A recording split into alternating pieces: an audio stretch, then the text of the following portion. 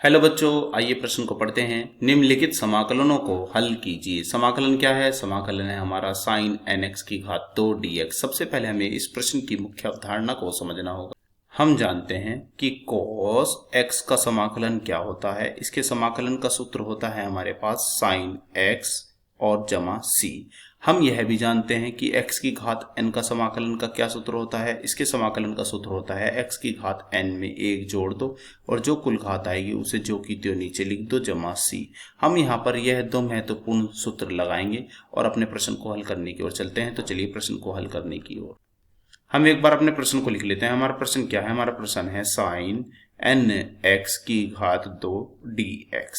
हम यहाँ देख रहे हैं कि साइन एन एक्स की घात 2 का मान हम कैसे प्राप्त करें। हम जानते हैं कि हमारे पास एक सूत्र होता है cos 2x का। क्या होता है इसका सूत्र? इसका सूत्र होता है 1 माइनस 2 साइन x की घात 2। हम यहाँ से क्या करते हैं, साइन x की घात 2 का मान निकाल लेते हैं। तो यह मान कितना आएगा? साइन x की घात 2 का मान हमारे पास आएगा 1 माइनस कोस 2x पूरे के बटे कितना? पूरे के बटे 2। अब हम यहाँ क्या करेंगे? अब हम यहाँ पर साइन एन एक्स की घात 2 का मान यहाँ से प्राप्त कर लेंगे।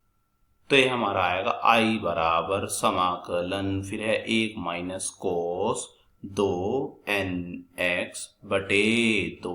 हमने यहाँ पर जो x आता कोस 2x उसके स्थान पे लिख दिया nx। क्यों लिख दिया? क्योंकि हमारे यहाँ साइन के साथ क्या है? nx। तो हमने इसलिए यहाँ पर कोस 2 nx लिख दिया। अब हम आगे बढ़ते हैं। लगा दीजिए यहाँ पे dx लगाना ना भूले। अब आगे बढ़िए। अब हम क्या करते हैं, इस समाकलन को दोनों ओर लगा देते हैं। चलिए लगा दीजिए। तो पहले क्या आएगा? समाकलन 1/2 dx। फिर क्या आएगा? समाकलन फिर cos 2 nx बटे 2 dx।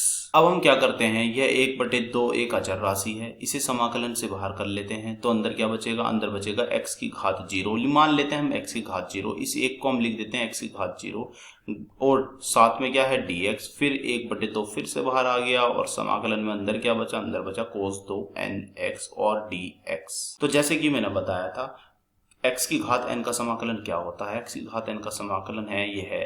तो यह अप्लाई कर दीजिए। x की घात n में 1 जोड़ो और जो की 2 घात नीचे लिख दो। तो हम कर देते हैं ऐसे ही 1/2 x की घात यहाँ है 0 और इसमें 1 जोड़ा और जो की 2 घात नीचे लिख दी हमने।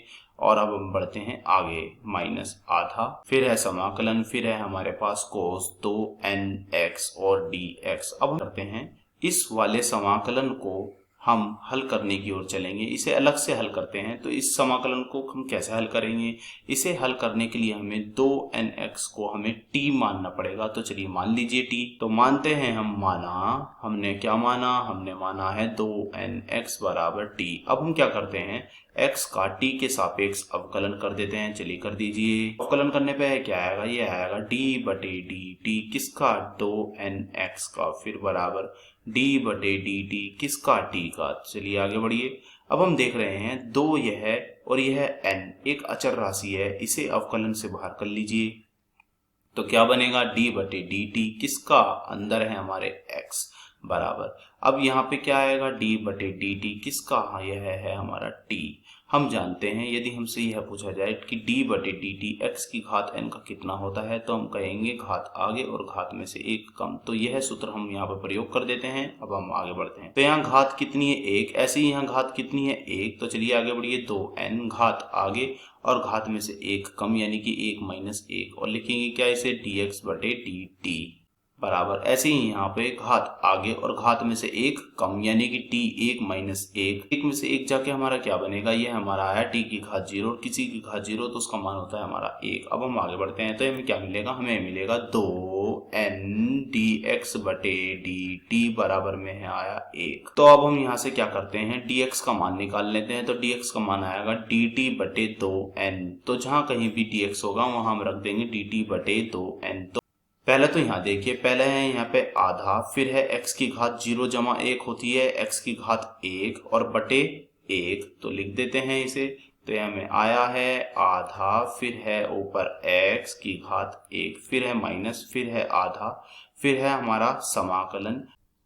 समाकलन में है हमारा अंदर कोस। इसे हमने क्या माना है? इसे माना है हमने t। तो ये हो जाएगा cos t, तो लिख देते हैं, ये हो जाएगा हमारा cos t। और फिर क्या है dx के स्थान पर क्या हो जाएगा dt बटे 2n, तो 2n आ गया है हमारा यहाँ नीचे। बराबर में क्या है, बराबर में हमारे आए, तो ये हमें क्या मिला, ये मिला है x बटा 2, फिर है माइनस में 1 बटा 2, और यह 2n इस समाकलन से बाहर आ जाएगा, तो ये आ गया समाकलन से बाहर। अंदर क्या बचा समाकलन में अंदर बचा है cos t dt। हमें cos t का समाकलन पता है, तो cos t का समाकलन क्या होता है, जैसे कि हमने मुख्य अवधारणा में बताया था cos x का समाकलन, ऐसे ही यहाँ x के स्थान पे t है, तो ये हो जाएगा sin t। तो चलिए लिख दीजिए, यह हो जाएगा हमारा sin t। तो हम आगे बढ़ते हैं, यह होगा x बटे 2 1 बटे 4n sin t जमा c।